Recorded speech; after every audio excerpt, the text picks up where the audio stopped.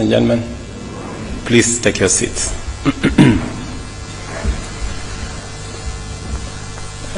First, let me take this opportunity to apologize that we were supposed to start this meeting at 9, but I was told there is a bus that came late that was carrying some very important people. So I hope next time the bus will keep time. Excellencies, High Commissioners, Ambassadors, ladies and gentlemen, I thank you for your presence here today and hope that you are keeping and enjoying Kenya's warm hospitality. Let me join PCS in saying Happy New Year. Not long ago, we gathered to mark 60 years of Kenya's diplomatic journey and the 61st Jamhuri Day, both momentous milestones reflecting our resilience and commitment to international cooperation. Over the years, Kenya has worked tirelessly with many of the nations and organizations represented here to address pressing bilateral and multilateral issues. The New Year diplomatic address underscores our foreign policy's focus, not just on advancing national interests for Kenya, but on building bridges, fostering respect, and promoting shared purposes across all our friends. Your presence highlights the importance of our collective efforts in strengthening diplomatic ties. I am therefore pleased to announce that this year's address will be institutionalized as an annual event to reflect on past achievements, deepen collaboration with diplomatic community, and set future priorities. Regular engagements will enhance mutual understanding and strategic alignment on many issues that affect all our nations. Ladies and gentlemen, Excellencies, Kenya's commitment to diplomacy has allowed us to forge strong global relationships. Since independence, we have expanded our diplomatic footprint from 6 missions to now 70 stations across the world. We continue to prioritize regional integration, intra-African ties, economic diplomacy, and global peace and security. To better engage our diaspora, the State Department for Diaspora Affairs was established in 2022 to protect, empower, and support Kenyan citizens abroad. I'm very proud of what that State Department has managed to achieve in the last 2 short years.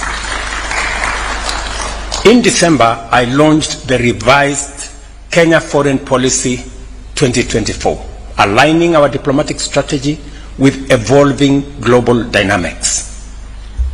This policy reaffirms our commitment to international partnerships, regional cooperation, sustainable development, and positioning Kenya as a key player in global affairs.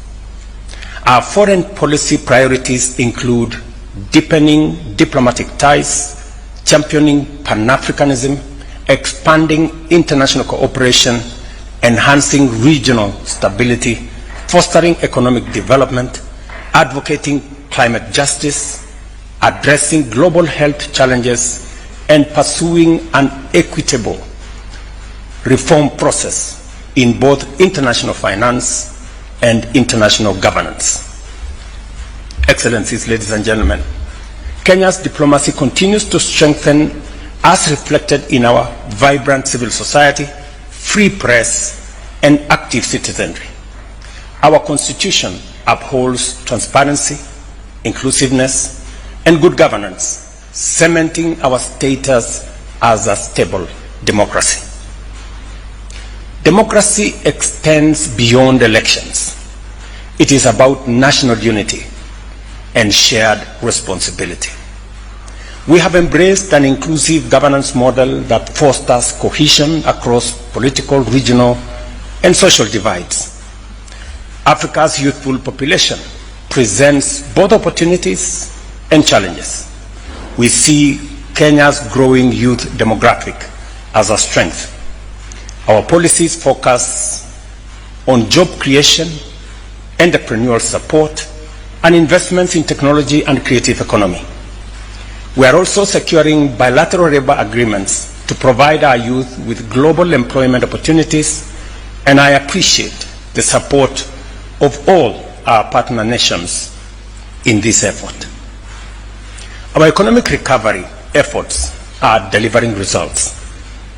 We remain focused on infrastructure development, universal health care, education, electricity access, job creation, and reducing the cost of living, and also so that we can improve livelihoods. At the same time, we are minimizing waste, eliminating inefficiencies, closing avenues, and intensifying the fight against corruption. The bottom-up economic transformation agenda remains central to our development strategy, driving progress in agriculture, housing, healthcare, micro, small, and medium enterprises, and digital innovation. Our subsidized fertilizer program and expanded irrigation have boosted food security, while affordable housing projects are creating jobs and improving living standards of many Kenyans. Taifa Care is making healthcare more accessible, and the Hustler Fund has provided over 60 billion in affordable credit to personal and small businesses. Kenya is also advancing its digital economy with over 18,000 kilometers of fiber optic connectivity completed in the last 2 years, while our target is 100,000 in 5 years. And we are also growing investments in the creative industry. Kenya remains committed to clean energy, investing in renewable manufacturing such as solar panels and batteries. As we pursue these goals, I encourage the diplomatic community to explore opportunities for public-private partnership, trade and investment, so as to drive mutual prosperity between Kenya and the countries that you represent. Through robust bilateral partnerships, Kenya has secured critical support for transformative projects, attracted foreign investments, and strengthened collaboration in trade, health, education, security, and technology. In 2024, we engaged in high-level state visits, joint commissions, economic forums, and strategic engagements to advance our diplomatic priorities. Looking ahead to 2025 and beyond, we aim to deepen our existing bilateral relations while expanding our global reach through mutually beneficial partnerships, including strengthening South-to-South cooperation and other interventions. Kenya has risen to the global stage in a world where Cold War-era divides are giving way to pluralism and diversified diplomacy. Our objective is to forge partnerships that deliver tangible benefits for all our people. In this regard, I am eager to explore new avenues of cooperation with each and every country that you represent. Our approach to regional peace, security, and prosperity is anchored in the belief that unity and integration are essential to unlock the full potential of East Africa, Africa, and beyond. This commitment is reflected in our leadership within regional organizations such as the East African Community, the Intergovernmental Authority on Development, IGAD, and the Africa Union, of course. As the current chair of the East African Community, Kenya is dedicated to advancing the community's objectives by building on past achievements. Strengthening intra-regional trade remains a priority as it holds immense potential for economic growth and creating opportunities for jobs and for enterprise. We are also focused on enhancing regional infrastructure connectivity and addressing security challenges within East Africa. Beyond the East Africa and the EAC, Kenya remains an active member of the Africa Union, playing a key role in peace building across the continent. I am honored to serve as the champion for Africa Union reforms, a role aimed at enhancing the Union's ability to respond effectively to Africa's challenges. Recently, I hosted a retreat for African heads of state to advance the Africa Union reform agenda, critical steps that will ensure the Union is better equipped to address conflict resolution, economic development, and also share good governance. Kenya is also proud to nominate our distinguished Pan-Africanist, former Prime Minister Raila Odinga, for the position of the chairperson of the Africa Union Commission. His candidacy reflects Kenya's broader vision of strengthening African institutions to better serve our continent's people. Excellencies, ladies and gentlemen, peace and security remains central to Kenya's vision for a stable and prosperous region.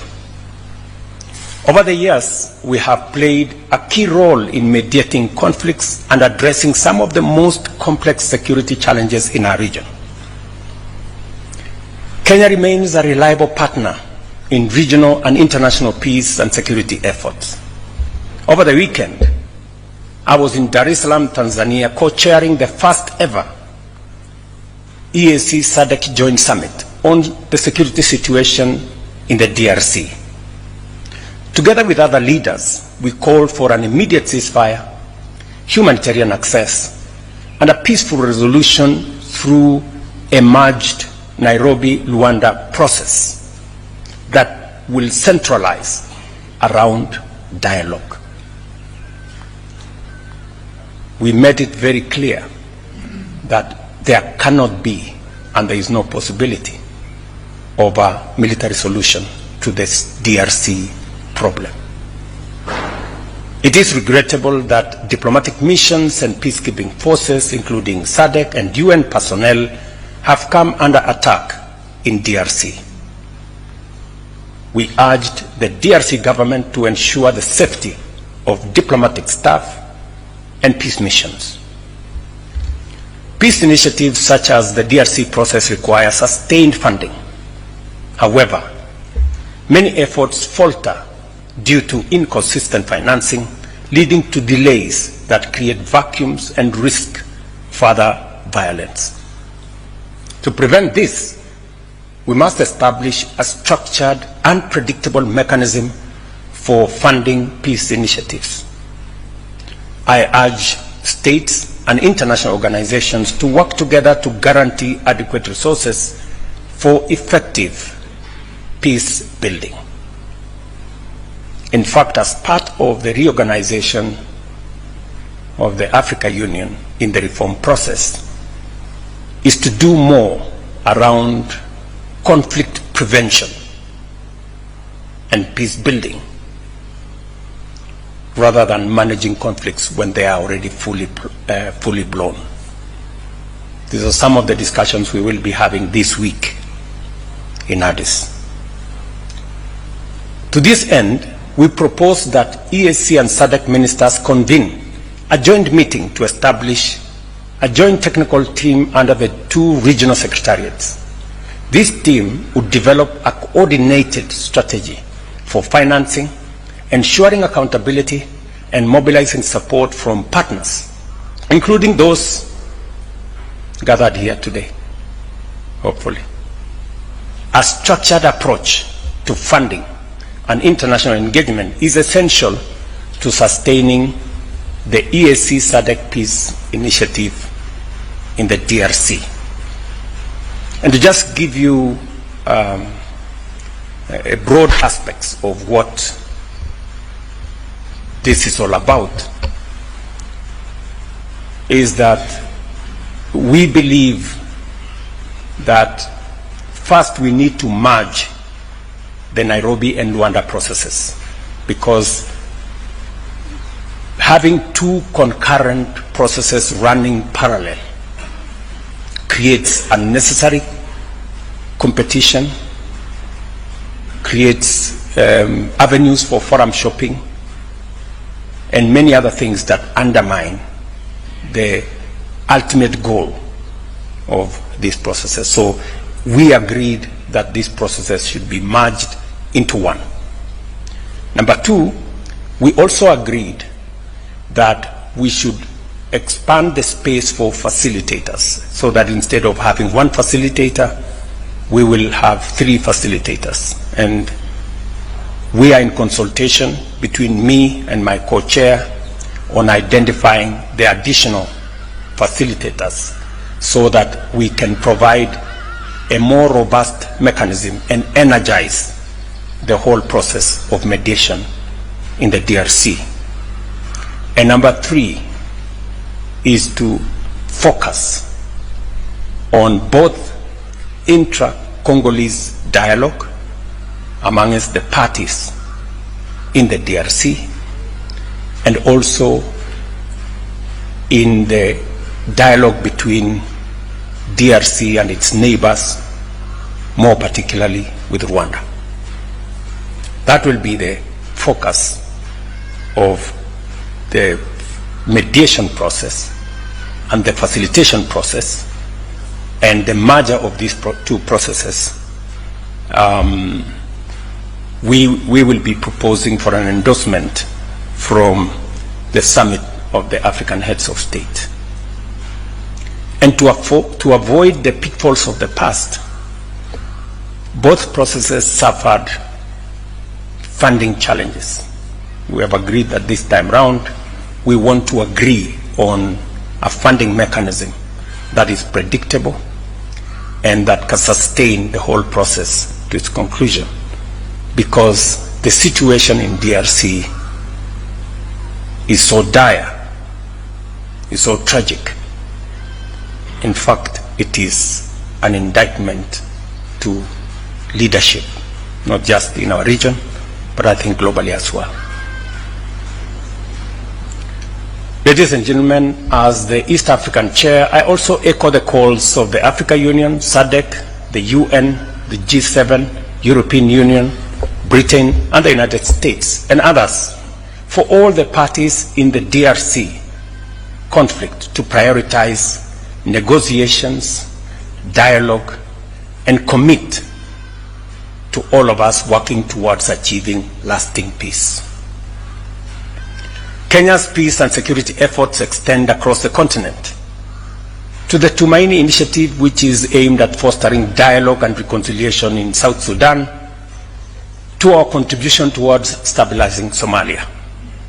On the Tumaini process, we believe that process is in the tail end. Hopefully in the next couple of weeks, maybe a month or 2, we should be able to conclude that process and allow the people of South Sudan to focus on their development towards an election that will give the people of South Sudan the opportunity to choose their leaders. On the Somali process, we are participating in the post-ATMIS arrangement and possibly working with other partners in the new arrangement to see how efforts of stabilizing Somalia can be achieved using and working with all the troop contributing countries and all the other partners that are supporting that process. We urge our international partners to support these missions and ensure their success. In late January, I met Sudan's foreign minister and discussed the terrible situation in Sudan. And I believe this is our next frontier of engagement. I had a robust engagement with the President Al-Sisi of Egypt on these matters touching on Sudan and on what Kenya and Egypt and all the other neighbors can contribute towards the situation that keeps deteriorating in Sudan. The toll on human life, the serious situation, humanitarian situation, the atrocities that are going on in that country are just unimaginable. And we cannot continue, it cannot continue to be what it is. And therefore, even as we hem in on Somalia and on DRC and concluding what we are doing in South Sudan, Sudan must of necessity be the next frontier for us to focus. Beyond Africa, Kenya is also contributing to global security through the Multinational Security Support Initiative in Haiti, demonstrating our commitment to Pan-African solidarity wherever it is needed. I invite the diplomatic community to encourage their governments to join us in this vital humanitarian and multilateral effort. I must thank countries that have worked with us, El Salvador and all the other countries, Jamaica, and of course the support of the United States and the UN family in advancing the cause of peace and stability in Haiti. Kenya remains steadfast in its commitment to multilateralism, recognizing international cooperation as an essential to address global challenges. As the host of the only UN headquarters in Africa and the Global South, the UN office in Nairobi, alongside UNEP and UN Habitat, Kenya continues to champion multilateral engagement. Our leadership in environmental and climate diplomacy is guided by the outcomes of the Africa Climate Summit in 2023, which emphasized the need for increased climate adaptation and mitigation financing. These commitments continue to shape our priorities in the new year. We are actively working to enhance Nairobi's position as a hub for multilateral diplomacy by ensuring international organizations enjoy necessary privileges. We continue to expand infrastructure and to enhance our security situation, not just in Kenya, but more specifically in Nairobi. However, the evolving global landscape calls for urgent reforms to make multilateral institutions more responsive to the needs of all nations. Kenya strongly supports UN reform, particularly greater representation for Africa. With 54 member states, 28% of the UN's membership, Africa must have a stronger voice to uphold fairness and equality in global decision-making. We hold similar views regarding international financial institutions. Kenya supports efforts to reform the global financial architecture, ensuring fair debt restructuring, climate financing, and development support. I urge our esteemed partners to back these necessary reforms for more equitable and just economic system. Kenya's efforts to secure concessional funding through IDA window of the World Bank, that I championed during the IDA 21 Replenishment Summit in Nairobi, resulted in raising US dollars 100 billion, the highest ever. This was a monumental step as we work towards assisting 75 countries that are least developed, a majority of whom are in our continent. On environmental matters, inaction and geopolitical divisions only heighten the risk we all face. Climate threats do not recognize borders. They demand a collective global response. I urge nations and world leaders to recognize climate action as an imperative for survival and for shared responsibility. Kenya remains committed to collaborating with like-minded nations to push the climate agenda forward. Domestically, Kenya has made remarkable progress in transitioning to a green economy, with over 93% of our grid electricity generating from renewable resources such as geothermal, wind, and solar.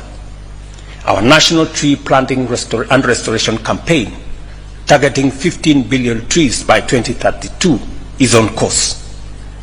In 2024, our efforts led to the planting and growing of 750 million trees. As we approach COP30, we call on international partners to honor their climate financing commitments. Kenya will continue leading by example, advocating equitable climate financing, and ensuring Africa's voice remains central in global climate discussions. I urge for your support in this endeavor. Excellencies, ladies and gentlemen, I commend the diplomatic missions and international organizations in Kenya for their cooperation, goodwill, and support. Your contribution in trade, investment, health, education, technology transfer, infrastructure development, capacity building, and security are invaluable. Kenya deeply values the expertise and resources you bring to our shared efforts. The diplomatic community serves as a vital bridge between nations, fostering dialogue and cooperation. I invite you to engage freely with our government on matters of mutual interest. Kenya remains your dependable and committed partner in bilateral, regional, and global affairs. As we embark on this new year, I extend my warmest wishes for a prosperous and impactful year ahead. Let us strengthen our partnerships to ensure that our collective efforts translate into meaningful progress for our people and for the world. Once again, thank you for your continued support and collaboration, and may God bless you. Thank you very much.